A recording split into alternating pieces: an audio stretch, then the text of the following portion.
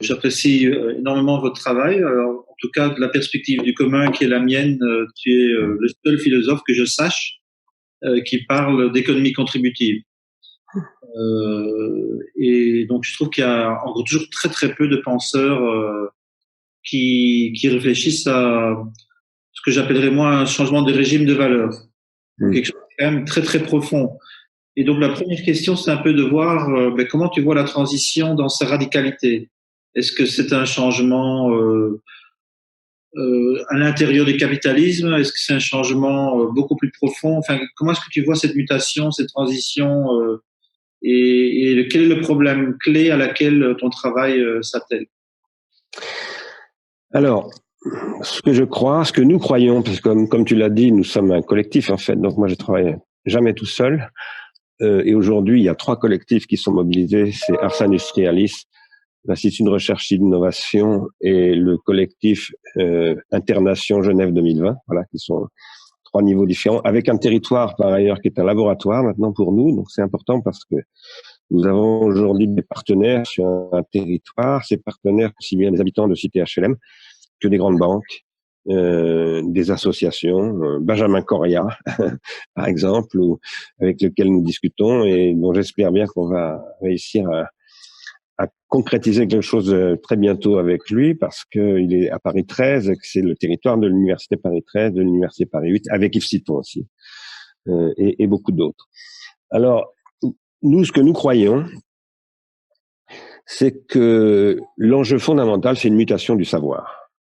Ça peut sembler très étrange, ça peut sembler complètement abstrait et théorique, et c'est théorique en effet, et c'est en effet abstrait, mais la comptabilité en économie, c'est extrêmement abstrait, et on ne peut pas changer l'économie si on ne change pas les abstractions.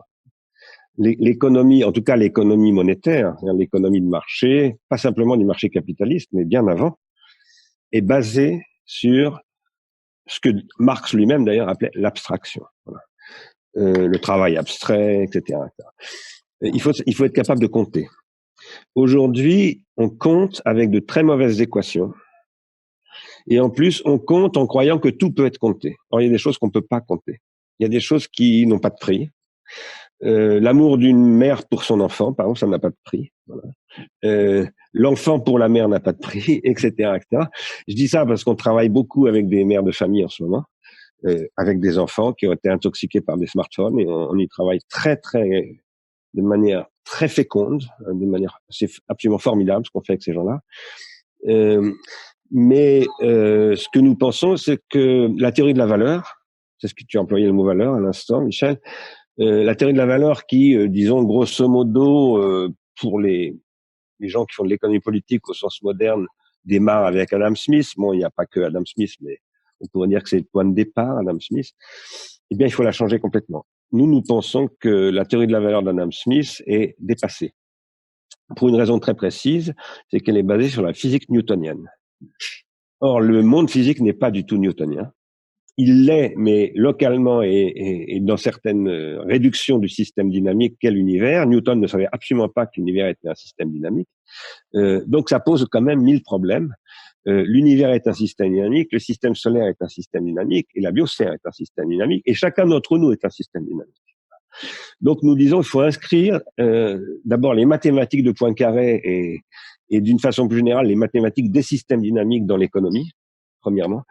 Et deuxièmement, il faut faire une transition, en effet, par des voies expérimentales. Nous ne croyons absolument pas à des décrets ou à des décisions macroéconomiques qui sortiraient comme ça du chapeau du président de la République française ou de je ne sais où.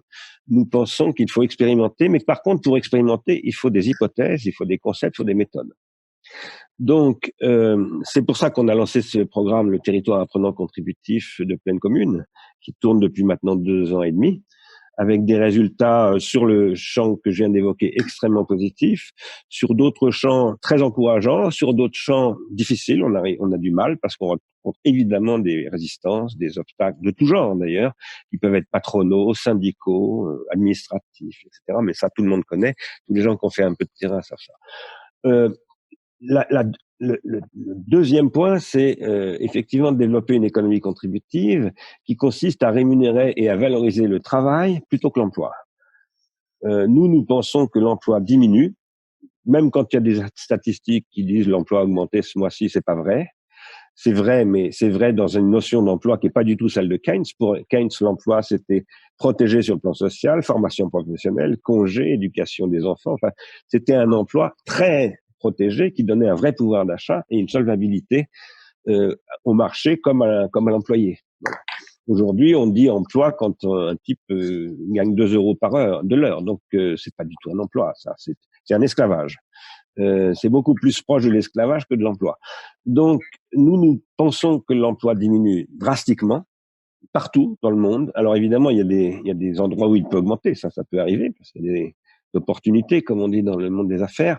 Mais en moyenne, il baisse. De toute façon, c'est ce que dit l'OCDE. Le dernier chiffre de l'OCDE, c'est 14% en moyenne sur l'ensemble des pays de l'OCDE. Donc, il faut se faire absolument aucune illusion par rapport à ça. Et nous pensons qu'il faut redistribuer de la valeur parce que sinon les marchés ne sont plus solvables. Mais dans cette redistribution de valeur, et c'est là qu'on peut faire converger, disons, la justice sociale et l'écologie, eh bien, il faut valoriser tout ce qui lutte contre l'entropie. Nous décrivons, nous sommes matheux, physiciens, biologistes, etc., épistémologues, philosophes, et donc nous essayons de décrire les choses avec des concepts. Voilà. Si on décrit l'anthropocène, c'est une augmentation d'entropie dans tous les domaines. Donc, il faut que la valeur soit redéfinie comme on valorise ce qui lutte contre l'entropie, c'est-à-dire ce qui va permettre au système de durer, tout simplement. Ça, c'est tout à fait possible. On a réussi à embarquer dans cette aventure aussi bien des habitants, qui sont parfois... il y a 140 nationalités, Plaine Commune, donc c'est beaucoup d'immigrés. Les gens ne connaissent pas ce projet, donc il faudra peut-être l'expliquer. Oui, comme le territoire sur lequel vous travaillez, donc les deux peut-être. Alors, le territoire sur lequel... Pourquoi s'agit-il à Saint-Denis? Alors, c'est sur le territoire de Plaine Commune. C'est en train de s'élargir à l'ensemble de la Seine-Saint-Denis, cela dit, parce qu'on maintenant on commence à aller sur Clichy-sous-Bois et d'autres espaces comme ça. Et on discute maintenant avec Stéphane Troussel, qui est le président du département. Donc, on commence à travailler au niveau du département. On a commencé à discuter il y a 3 ans et demi, 4 ans, avec le président de Plaine Commune, Patrick Bauzek, qui avait suivi les résultats d'un colloque que j'avais fait au Centre Pompidou il y a plus de 5 ans sur l'automatisation, à la suite du rapport de MIT de 2012 et puis celui d'Oxford. Il avait repris les concepts les chiffres du MIT, mais en les appliquant non pas simplement aux États-Unis, mais à toute l'Europe. Et voilà, ce que je viens de vous dire là, c'est ce que j'avais soutenu dans ce colloque. Ça a été soutenu par des industriels qui étaient présents. On dit c'est tout à fait rationnel comme discours, donc ça nous intéresse. Et le président de Plaine Commune a dit moi ça me concerne beaucoup. Il y a beaucoup de chômage. Les moins de 25 ans à l'époque, il était 38% au chômage en Seine-Saint-Denis. Aujourd'hui, il serait autour de 50. Voilà. Évidemment, après, on s'étonne qu'il y a des difficultés en Seine-Saint-Denis. Donc, quand vous avez la moitié d'une classe d'âge qui ne trouve pas de travail et qui est adulte, il ne peut y avoir que des très gros problèmes. Donc, nous avons engagé une discussion avec les 9 communes pour expliquer un petit peu ce que je viens de dire. Voilà, il va y avoir une baisse de l'emploi et il faut faire de l'automatisation une chance. Il faut faire une chance de l'automatisation. Pourquoi ? Je vous donne un exemple. Nous travaillons maintenant dans le bâtiment avec un architecte qui a fait sa thèse sur l'argile, l'utilisation de l'argile dans la construction ultra-moderne. Pas pour la construction de petites maisons, etc., pour construire des buildings. Voilà. L'argile crue, je veux dire. Je parle pas de briques. Voilà. L'argile crue, aujourd'hui, si on utilise des robots, on peut l'exploiter. Aujourd'hui, dans le bassin parisien, l'argile crue, elle est considérée comme un déchet. Donc, on la transporte dans l'Aisne, dans l'Oise, en Picardie, etc. Ça coûte extrêmement cher. Ça produit énormément de CO2 et c'est jeté. Enfin, ça sert à faire du remblai. Voilà, pour faire des autoroutes et des machins comme ça. Nous, maintenant, nous disons, et si on faisait de l'argile crue, un matériau noble qui remplacerait le béton, qui est bien meilleur sur le plan thermique, en faisant en sorte, évidemment, de protéger contre l'humidité, parce que c'est le défaut de l'argile crue, supporte pas la pluie, mais on peut très bien protéger l'argile crue aujourd'hui. Donc, on dit à ce moment-là, on va bâtir des bâtiments formidables. Moi, je connais un peu le sujet parce que j'enseigne aussi en Chine et l'architecte qui a construit le campus sur lequel j'enseigne, c'est d'ailleurs un campus magnifique, il a eu le prix mondial de l'architecture, il utilise l'argile crue. Voilà. Et je peux vous dire qu'il pleut en Chine. Hein. Bon. Donc, on peut très bien utiliser l'argile crue, mais ça demande beaucoup de métiers, beaucoup de savoir. Et ça, c'est la base de ce que nous disons. C'est le savoir. Alors, le savoir élever ses enfants, savoir travailler l'argile crue, savoir faire la cuisine, ou savoir faire une comptabilité nouvelle. Hein. C'est les savoirs qui vont faire la transition. Aujourd'hui, l'industrie est basée sur la perte de savoir. J'avais publié un bouquin, La société automatique. Le premier chapitre est consacré à un discours d'Alan Greenspan qui dit « Je ne sais plus rien ». Et plus personne ne sait plus rien. On ne sait pas comment ça marche, les algorithmes. C'est pour ça qu'on ne peut pas contrôler le dispositif.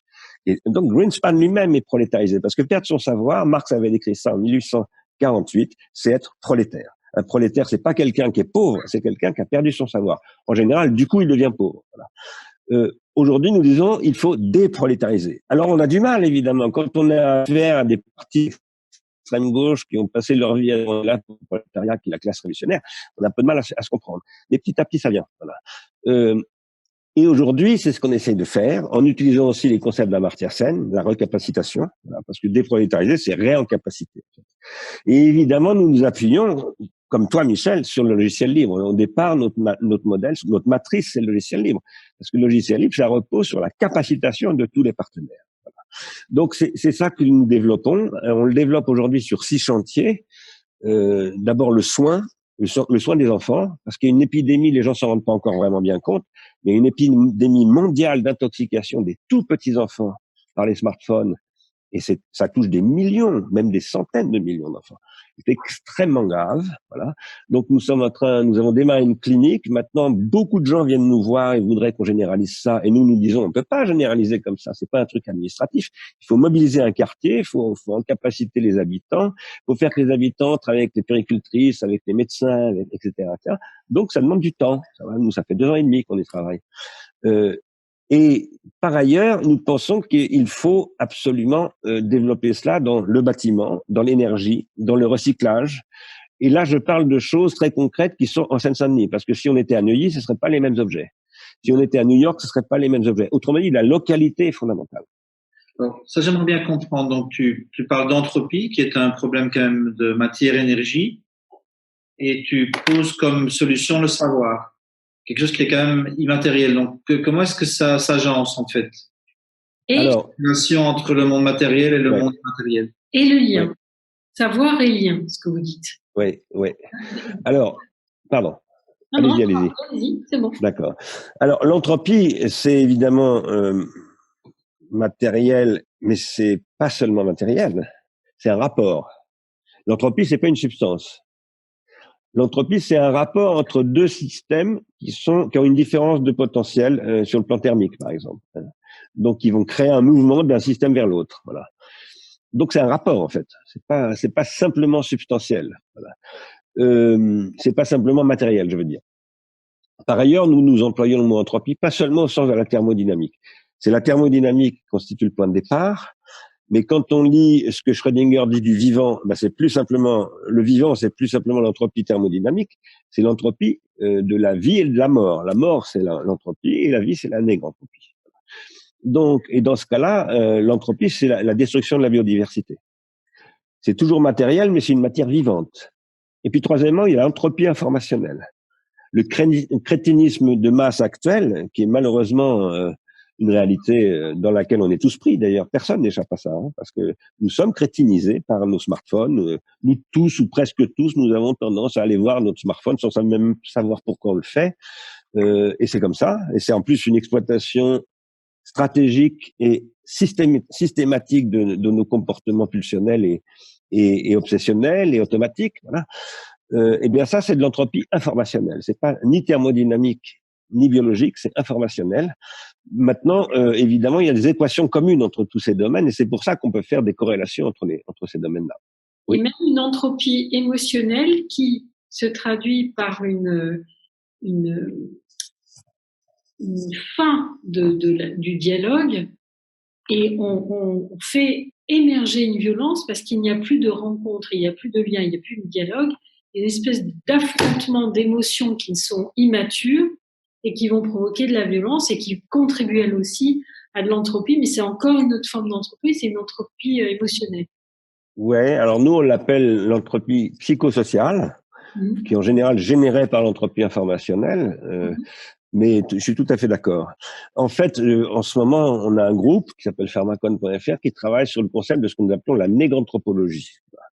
Et nous disons qu'il faut passer de l'anthropocène au néganthropocène, et pour ça, il faut développer un collectif de savoir transdisciplinaire que nous appelons la néganthropologie. Voilà. Alors, l'entropie, par ailleurs, qui est un rapport, donc d'abord, dans tous les cas, c'est un rapport, ça se traduit toujours par des organes, voilà, par des organisations et des organes. Alors, il y a des organisations qui sont pas organiques. Par exemple, le système solaire est organisé, mais il n'est pas organique. Voilà. Donc, c'est pas une organisation au sens de la marque, des organismes, mais par contre, c'est stable. C'est-à-dire, enfin, c'est métastable. Il y a le Soleil, autour du Soleil, il y a des planètes, etc., etc. Et ça a une stabilité, même si cette stabilité est dynamique. C'est-à-dire que il y a une usure, il y a l'entropie justement, thermodynamique, qui fait que de toute façon, le système solaire évolue vers son refroidissement, comme d'ailleurs tous les systèmes de l'univers.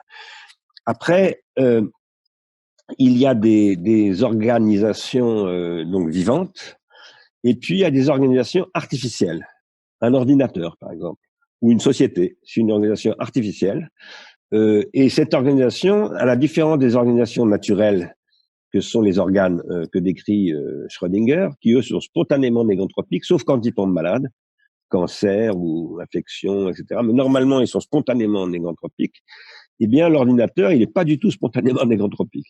Il est même généralement beaucoup plus anthropique que négantropique au départ. Il faut développer un savoir pour le rendre négantropique. Voilà. Et ça, c'est la fonction que nous attribuons au savoir, c'est-à-dire au travail. Pour nous, travailler, c'est développer un savoir. Élever son enfant, travailler l'argile, résoudre des équations de maths, jouer au foot. Voilà, tout ça sont des savoirs qui produisent de la négantropie. Voilà. J'écris ici négantropie avec un A et un H. C'est de la néganthropologie. Nous pensons qu'aujourd'hui, ça peut produire une économie et que, alors évidemment, avec un problème très spécifique, c'est que cette économie, elle doit articuler des échelles. Parce que la négantropie, pour des raisons qu'on connaît bien depuis Schrödinger, elle est toujours locale. Donc, elle est toujours d'abord micro-économique. Et je dis même, moi, nano-économique. Voilà, ça, c'est un problème je me pose des questions par rapport à ton travail.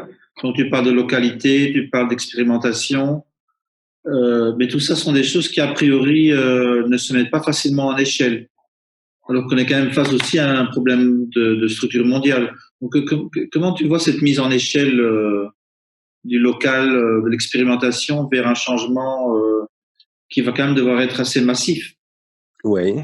Eh ben, nous pensons qu'il faut passer des accords avec des acteurs multi-échelles. Voilà. C'est ce que nous sommes en train de faire en Seine-Saint-Denis d'ailleurs. Nous avons disons que nous sommes en train d'expérimenter quelque chose qui s'appelle les instituts de gestion de l'économie contributive et qui sont des instituts locaux, c'est-à-dire qui définissent avec des collectifs d'habitants, d'acteurs économiques, d'associations, etc., des intérêts communs sur lesquels le but est de valoriser un patrimoine local. Voilà. Ce que j'appelle patrimoine, c'est pas les musées, hein, c'est la population, c'est les enfants, c'est tout ça. C'est l'argile, par exemple. L'argile, c'est un patrimoine local de la région parisienne, voilà, comme le calcaire. Et on va décider de valoriser telle chose et on va négocier des conventions collectives territoriales en essayant de passer des accords. Et ces accords, eh bien, il s'agit de les passer en réseau, c'est-à-dire de créer des réseaux de localités, d'abord, avec d'autres localités, des localités qui n'ont pas d'argile, mais qui ont des choses que nous n'avons pas. Bon, ça, c'est la base du commerce. Mais aussi de le faire avec des acteurs économiques de très grande portée, de niveau international, des entreprises transnationales, comme on les appelle aujourd'hui, qui comprennent qu'elles peuvent apporter une valorisation et prendre une partie de la valeur, parce que c'est normal, si elles participent à la valorisation, elles doivent prendre une partie de la valeur, mais pas tout, et qu'elles doivent intégrer dans leur compte la localité. la valeur de la localité. Et ça, nous sommes aujourd'hui très concrètement en train d'y travailler avec 3 banques. La Caisse des dépôts et consignations, la Société Générale et le Crédit du Nord. Et donc, et je compte bien en discuter avec le Crédit Coopératif bientôt. Parce que je trouve que c'est dommage que le Crédit Coopératif soit pas dans cette affaire-là. On l'avait déjà invité il y a quelques années, mais ils n'avaient pas compris. C'est quand même bizarre. La Société Générale avait mieux compris que eux. Voilà. Bon, maintenant, je pense qu'on a des résultats, donc on va en reparler. Mais ce que nous disons, c'est que bien entendu, il y a des compromis à passer. Alors, parce que vous me posiez la question tout à l'heure, comment je vois la transition sortie du capitalisme ou pas. Moi, je crois pas à la sortie du capitalisme pendant cette période de transition. Je pense que cette période de transition va nécessiter qu'on se serre les coudes très fortement entre gens lucides. Voilà. Entre gens lucides et bienveillants et de bonne volonté. Chacun voulant avoir du travail, faire ce qui l'intéresse, etc. Et puis si quelqu'un a une entreprise et gagne beaucoup d'argent, il n'aura pas envie de tout perdre. Voilà. Peut-être qu'il faudra qu'il accepte de perdre un peu, voilà, pour gagner dans le temps. Voilà. Beaucoup de ces entreprises aujourd'hui dans le top management, quand on va discuter avec les patrons, beaucoup savent que c'est pas durable ce qu'ils font. Beaucoup savent que parce que Greta Thunberg, par exemple, elle convainc beaucoup plus de monde qu'on ne le croit. Et beaucoup savent que ça peut pas durer, mais ils peuvent pas le dire, ils savent pas comment faire. Donc du coup, ils veulent pas en entendre parler. Nous, on essaie d'ouvrir des voies pour dire, voilà comment on pourrait faire. Alors, ça veut pas dire on sait tout, mais on prouve qu'on peut créer des trucs de bonne volonté et qu'on arrive à articuler des grandes entreprises avec des intérêts locaux. Après, ça veut pas dire qu'on renonce tous à son point de vue. Moi, j'ai toujours combattu le capitalisme, donc c'était mon point de départ. Mais par contre, comme je l'ai combattu pendant très longtemps et que je vois que ça fait 67 ans que je me fatigue, enfin un peu moins parce que je suis rentré dans le militantisme à 16 ans, donc ça fait 51 ans que je me fatigue et que c'est de pire en pire, je me dis que peut-être on s'y prend pas très bien. Voilà.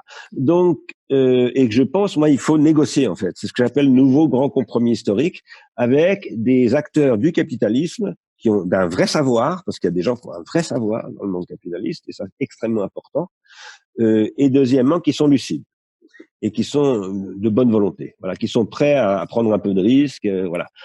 Donc, voilà, dans ce contexte. Alors, après, est-ce que le capitalisme durera? Ça, je ne crois pas. Rien ne dure de toute façon. Même l'homme ne durera pas, même le système solaire ne durera pas. Donc, je ne vois pas pourquoi le capitalisme durerait. Mais c'est pas mon problème aujourd'hui. Mon problème aujourd'hui, c'est de faire que l'économie dure, voilà, et que la vie dure, voilà, et que ce soit autant que possible pacifique. Voilà. Moi, il m'arrive aussi de présenter cette démarche en Seine-Saint-Denis comme la négociation d'un traité de paix économique. Parce que ce qui détruit le monde aujourd'hui, c'est la guerre économique, qui est extrêmement grave. Ça détruit beaucoup plus que les guerres mondiales du XXe siècle. C'est incomparable. Les quantités de destruction sont absolument incomparables. Et ça ne peut plus, parce qu'en plus, ça va générer inévitablement la guerre militaire. Si on ne calme pas cela, on va évidemment au conflit militaire. Voilà. Donc, et là, la guerre militaire, c'est de l'entropie ultra violente, c'est-à-dire à très très grande vitesse, on tue des gens, on détruit des villes, etc., etc. Et là, on pourrait détruire la planète en totalité en quelques heures. Donc, voilà l'enjeu. Et on voit qu'il y a certains acteurs, comme par exemple Trump, qui très délibérément poussent vers ce choc des civilisations. Bien sûr. Là, c'est clair et net, puisque les budgets européens de la défense ont été clairement augmentés parce que Trump l'a demandé. Donc, on a d'un côté, on en a eu discuté avec Michel par ailleurs, on a d'un côté délibérément une conflictualisation des communautés, séparation des communautés pour que surtout elles se clivent et qu'elles se heurtent, pour légitimer après coup ceci, ajouter à la migration, qu'il va être légitime de résoudre les problématiques par des conflits armés. Donc effectivement, ce que j'entends que vous dites, c'est que ces réponses locales, territoriales, enchantant quelque part les savoirs et les transmissions et les liens entre les acteurs, serait une solution pour sortir de ces potentialités de destruction et d'économie et de guerre économique. C'est ça que... Et oui, tout à fait. Ce seraient des démonstrations qu'il y a des possibilités. Voilà. Sachant que ça varie énormément selon les cultures, selon les pays, selon les spécificités géographiques, géologiques, etc., etc. Donc, il n'y a pas un modèle comme ça. Non, il y a des théories de base qui viennent de la physique, des maths, de la biologie. Et d'autre part, il y a une méthode de travail, parce que nous avons une méthode de travail. Sur le territoire de Plaine Commune, nous avons demandé 10 ans. Et moi, j'en ai fait une condition. C'est 10 ans ou rien. Si vous me donnez pas 10 ans, je ferai rien du tout. Voilà. Parce que il s'agit de transformer une génération, en fait. C'est au niveau d'une échelle. L'échelle, c'est une génération, l'échelle de temps. Apprendre, par exemple, aux mômes de la Seine-Saint-Denis, à l'âge de 8 ans, qu'ils ont un avenir. Et que l'avenir, c'est pas forcément de dealer, de rentrer dans le djihad ou de je sais pas quoi. Parce que malheureusement, c'est ce qu'ils se disent, hein, voilà, qu'ils n'ont pas d'avenir. Et malheureusement, c'est vrai. Et donc, il faut changer cette vision des choses et que l'avenir, c'est pas devenir footballeur, quoi. Parce que beaucoup disent, bah, le seul truc, c'est comme à Harlem, les boxeurs autrefois. Hein, bon. Le seul avenir légal qu'on puisse avoir, c'est de devenir footballeur. Non, il y a un footballeur sur 10 millions, quoi, qui peut peut-être se professionnaliser. Donc, il faut pas raconter d'histoire. Par contre, nous pensons, bah, par exemple, en ce moment, nous lançons un programme très très important avec le rectorat de Créteil, donc toute la région parisienne, sauf Paris, et où nous sommes en train d'étudier les transformations des techniques de construction du bâtiment avec les technologies numériques qu'on appelle le Building Information Modeling. On est en train de lancer une prise de tout le chantier de la Seine-Saint-Denis qui est en cours à cause des Jeux Olympiques. On est en train de le mettre sous Minecraft et on mobilise des établissements scolaires avec les mômes pour qu'ils s'approprient tout ça avec des architectes et qui deviennent prescripteurs et sur les emplois de tout ça, mais aussi pour comment on le fait. Parce qu'il va falloir requalifier, reconvertir, comme on dit, ces bâtiments sportifs, enfin, ces équipements sportifs, le village olympique, etc. C'est énorme, hein, c'est le monde entier va venir à Saint-Denis, donc ça implique de très grosses constructions. Mais comment on fait pour que les habitants ensuite récupèrent tout ça et y trouvent du boulot? Voilà. Eh bien, on est en train de mobiliser les mômes pour qu'ils deviennent, les mômes, leurs profs, leurs parents, leurs élus, leurs administrations, pour qu'ils deviennent des grands spécialistes du Building Information Modeling. Voilà. Tout le monde en parle du Building Information Modeling, mais pas grand monde y travaille vraiment, en Europe en tout cas.